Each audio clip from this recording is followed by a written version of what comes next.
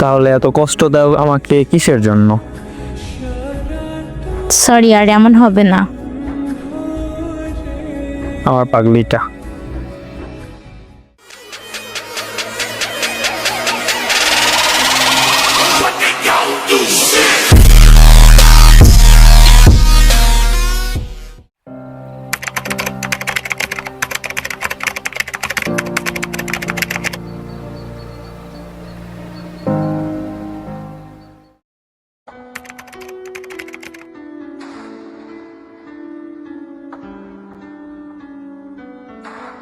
আসসালামু আলাইকুম। ওয়ালাইকুম আসসালাম। কেমন আছেন? আলহামদুলিল্লাহ ভালো। তুমি কেমন আছো? আলহামদুলিল্লাহ ভালো। কি করো? শুয়ে শুয়ে ফেসবুকে ভিডিও দেখছি আর তোমার সাথে কথা বলি। তুমি কি করো? আমি বসে আছি। একটা কথা বলবো? বলো, কি বলবা? তুমি আমাকে কখনো ভুলে যেও না, আমি অনেক ভালোবাসি তোমায়। আচ্ছা, আমি ভুলবো না, কিন্তু তুমি আবার আমাকে ভুলে যেও না আবার। কখনোই ভুলে যাব না এই জীবনে। এই জীবন আছে যতদিন, তোমাকে ভালোবাসবো ততদিন। সেটাই যেন হয়। ফোন যাচ্ছে, রাতে কথা হবে কেমন? আচ্ছা, আমি রাতে ওয়েট করব। আল্লাহ হাফেজ। আল্লাহ হাফেজ। আশিক পড়াশোনা করে আর ফাঁকে কাজও করে, দুইটাই একসঙ্গে করে। এবার আশিক ক্লাস 10-এ উঠবে। ফারজানাও সেম ক্লাসেই পড়ে, দুজনই মাদ্রাসায় পড়ে। ওদের ভালোবাসা শুরু হয় ওরা যখন ক্লাস 8-এ পড়ে। আশিক ফারজানার চোখের দিকে তাকিয়ে তার প্রেমে পড়ে আর ওকে প্রপোজ করে দেয়। ফারজানা প্রথমে আশিককে না করে দেয়, পরের দিন হ্যাঁ বলে দেয়। ওরা মাদ্রাসায় থাকতো, কিন্তু মাদ্রাসায় তেমন কথা বলতো না। ফারজানার দাদার একটা ফোন ছিল, ওইটা দিয়ে তারা কথা বলতো। তারপরে রিলেশনের যখন 4 মাস পরে হঠাৎ একদিন ফারজানা বলে, কেমন আছো? আলহামদুলিল্লাহ ভালো। তুমি কেমন আছো? ভালোই আছি। তুমি কি করো? আমি বাজারে বন্ধুদের সাথে আড্ডা দিই। তুমি কি করো? আমি বসে আছি। একটা কথা বলার ছিল। কি কথা? তুমি আমাকে ভুলে যাও। তোমার কি মাথা ঠিক আছে? পাগল হইছো তুমি? দেখো, আমাদের ভালোবাসাটা আমার ফ্যামিলি মেনে নিবে না। তুমি ভুলে যাও আমাকে। আমি পারবো না তোমাকে ভুলে যেতে। বেকার তোমার জীবনটা নষ্ট করো না। আমি জানি তুমি আমাকে ভালোবাসো। আমি তোমায় ভালোবাসি না। প্লিজ তুমি আমার সাথে এমন করো না। আমাকে ভুলে যাবে এখন তুই, না হলে আমি কিন্তু মরে যাব। তোমার জন্য জীবন রাখবো না। এই কথা বলতে পারলে তুমি? পারছি। আর কিছু?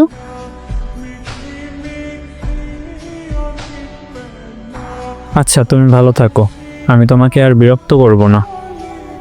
কখনো যদি মনে পড়ে আমায়, তাহলে একটা মেসেজ দিও আমায়। ভালো থাকো তুমি। খোদা হাফেজ। তারপরে আশিক শুধু ফারজানার জন্য কান্নাকাটি করত। আশিক ভাবতো কেমনে ফারজানা তাকে ঠকাতে পারলো। এসব ভেবে সেদিন রাতটা পার হলো। তারপর ফারজানা তাকে মেসেজ দেয়, কেমন আছো? যেমনটা রেখে গেছো। সরি, আমাকে মাফ করে দাও প্লিজ। তুমি আমার কাছে কখনো মাপ চাইবে না। তোমার জন্য আমার মনের দরজা সব সময় খোলা থাকবে। তুমি আমাকে এত ভালোবাসো? আমি তোমায় অনেক ভালোবাসি। I love you. Love you too. আমি তোমাকে ছাড়া থাকতে পারবো না। আমিও থাকতে পারবো না তোমাকে ছাড়া। আমি তোমাকে অনেক ভালোবাসি। তাহলে এত কষ্ট দাও আমাকে কিসের জন্য? সরি, আর এমন হবে না। আমার পাগলিটা। ফোন এখন আর আমার কাছে থাকে না। রাতে যদি ফোন পাই তাহলে কথা হবে, কেমন? আচ্ছা, আমি তোমার জন্য ওয়েট করব। এখন বাই। বাই। এভাবে 8 মাস কেটে যায়, ভালোই চলছিল তাদের ভালোবাসা। তারপর ফারজানা ডিসেম্বর মাসে ঢাকায় চলে যায়। তখন মাদ্রাসাও বন্ধ থাকে। তারপর সে আবার আশিককে ইগনোর করা শুরু করে। তারপর একদিন আশিক বলে, কেমন আছো তুমি? ভালো, তুমি? আলহামদুলিল্লাহ। আচ্ছা, তোমার হয়েছেটা কি? আমার সাথে আগের মতো আর কথা বলো না। এখন আমার কাছে ফোন থাকে না, তাই মেসেজ দিতে পারি না। আগেও তো ফোন ছিল না, তাও তো লুকিয়ে SMS করতে তুমি। বললাম তো ফোন পাই না। কথা কি বুঝো না তুমি? তোমার মাইজিপি আমার ফোনে লগ ইন করা। শেষে 93 এই নম্বরে তুমি কেন কথা বলো? আমি বলি না, আমার বান্ধবী বলে। ওর বয়ফ্রেন্ডের সাথে কথা বলে। তাহলে রাতে কে কথা বলে? ওর খোঁজ নিতে ফোন দেয়। এই নাম্বার ব্লক করে দিবা। আচ্ছা, দিব। আমার এখন ঘুম পাচ্ছে। তুমি আর আগের মতো নাই। নাই, এখন কি হয়েছে? তোমার সাথে কথা বলতে ইচ্ছে করে না আমার। ওকে বলার দরকার নেই, একদিন তুমিও বুঝবা কতটা পাগল ছিলাম আমি তোমার জন্য। বুঝি তো, বাদ দাও, আমার ঘুম ধরছে। বাই। আর একটু কথা বলি না প্লিজ? বলছি না পরে কথা হবে। আমি ঘুমাইলাম, বাই। আচ্ছা, তুমি আমাকে যতটুকু সময় দিবা তাতেই খুশি আমি। আচ্ছা, ভালো থাকো, বাই। সে 1 মাস পর বাসায় আসে। তাকে আশিক আবার ফোন দেয়, কিন্তু ফারজানা তাকে বলে আমার কাছে ফোন থাকবে না, রাতে কথা হবে। কারণ ফারজানাও চাইতো না আশিক তাকে ভুলে যাক, তাই মিথ্যা কথা বলতো। আশিকের সাথে কথা বলতে ফারজানার বিরক্ত লাগতো। তারপর একদিন আশিক ফারজানাকে মেসেজ দেয়, কি, কেমন আছো? ভালো আছি, তুমি? ভালোই আছি। কি করো? তোমাকে বলছি না আমাকে আর মেসেজ দিবা না। আমি তোমাকে মেসেজ দিব? তুমি আমার সাথে এইভাবে কথা বলছো কেন? একটা কথা শুনো, দেখো আমি তোমার সাথে ব্রেকআপ করতে চাই। আমি তোমাকে ছাড়া কখনো থাকতে পারবো না, প্লিজ বুঝো আমায়। পারবে, তুমি চেষ্টা করো। ফোন চাইতেছে, ভালো থাকো, বাই। আচ্ছা, পরে মেসেজ দিও, বাই। আর কথা হবে না। তুমি ভালো থাকো, খোদা হাফেজ। আমিও দেখি তুমি আমাকে ছাড়া থাকতে পারো কিনা। ভালো থাকো তুমিও, খোদা হাফেজ। একসময় ফারজানা বুঝতে পারে যে সে তাকে সত্যি ভালোবেসে ফেলছে। সবসময় আশিকের কথা মনে পড়ে তার। তারপর ফারজানা আশিককে মেসেজ দেয়,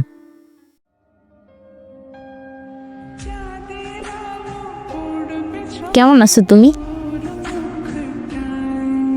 যেমনটা থাকা দরকার।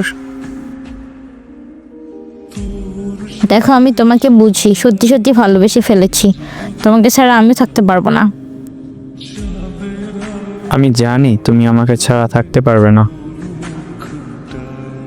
I love you. Love you two.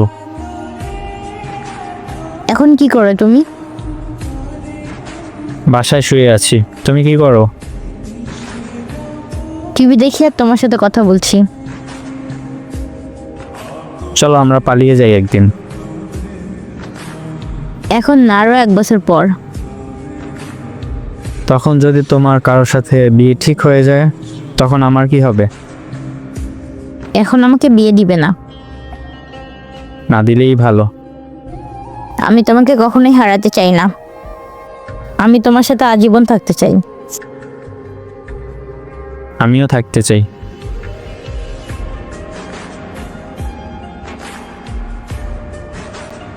এভাবে তারা এখন মেসেজে প্রতিদিন কথা বলে।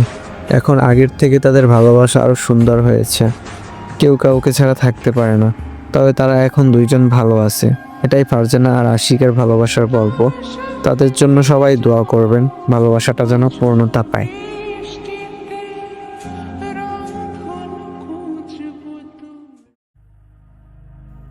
আসসালামু আলাইকুম। তো ছোট ভাই, কথা মনে কষ্ট নিবা না, তুমি আমার অনেক ছোট, যেহেতু ক্লাস 10-এ পড়ো। একটা মানুষ কিন্তু হুট করে কাউরে ছাইড়া যেতে পারে না, ঠিক আছে? সে আগে থেকে প্রস্তুতি নেয় তাকে ছেড়ে দেওয়ার জন্য।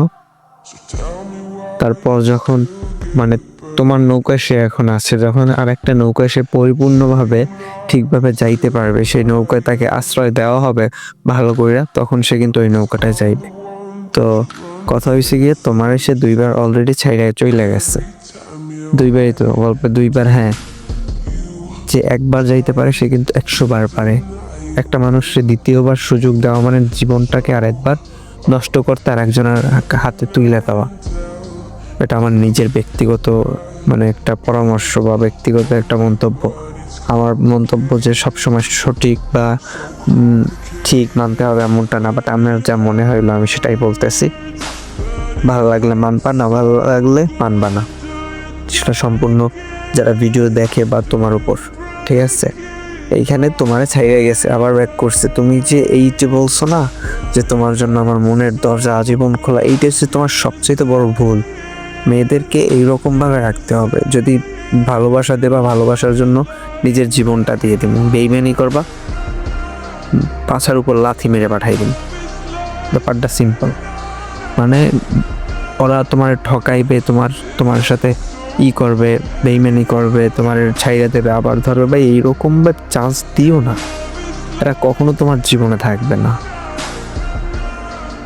বুঝতে পারছো? বর্তমান তো প্রেম ভালোবাসায় সব ঠিক থাকলেও মনে করো দুই ফ্যামিলি মাঝে তাদের ভিতর বিচ্ছেদ হয়ে গেছে, রিলেশনটাকে না। এমন আছে রিলেশন আছে, দুই ফ্যামিলি মানে নেয়। আর এইখানে তোমার ছাইড়ে গেছে, আবার আসতে, আবার ছাইড়ে গেছে, তোমার নিয়ে সে এক ধরনের ইউজ করতে আছে। সবাই ছাড়া থাকতে পারে কিনা দেখছে, আবার আসছে, আবার দেখছে। এগুলো ভাই তুমি আবার খারাপ কিছু মনে করো না। এটা বলার কারণ কি জানো? এই যে বললা না যে অনেক ভালোবাসি আর যে মনের দরজা খোলা, এটা তুমি সম্পূর্ণ ভুল বলছো। একেবারে তোমার নিজের যে বলে না, নিজের পায়ে নিজে একটা কুড়াল মারছো। মেয়েদেরকে কখনো এইসব বলা যাবে না যে তোমার জন্য আমার মনের দুয়ার সবসময় খোলা। বেইমানি করবা, জীবনে জায়গা পাবা না মনে। ভালোবাসবা, ভালোবাসা দিব, তাদের যা করা লাগে করবো। বেইমানি করবা, কোনো দিনও জায়গা পাবা না। কথা সরাসরি বইলে দেবা, তা না হলে কিন্তু তোমার নিয়ে পুরো পুতুল খেলবে, লুডু খেলবে, আডুডু খেলবে, সব খেলবে। ভালো যেটা একেবারে ভালো, আর যেটা খারাপ ওটার মাত্রা ছাড়া খারাপ। তো আমার নিজের মন্তব্য বলছি, তুমি আবার আমার কথা শুনে আর সাথে ব্রেকআপ করতে চাইও না। জাস্ট একটু সাবধানে থাইকো, একটু কেয়ারফুল থাইকো। একেবারে ওর প্রতি সব ভালোবাসা, ইমোশন সব কিছু শেষ। ও চইলে যদি চায় কখনো নিজেরা রাখতে পারবে না, এই অবস্থায় নিও না। ও আছে তো রাখো, বেইমানি যদি না করে তোমার জীবনে থাকে রাখো। একেবারে আহামরি ভালোবাসা উল্টাই ফেলাইও না। যদি বিয়ে হয় তারপর ভালোবাসা উল্টাই ফেলাইও।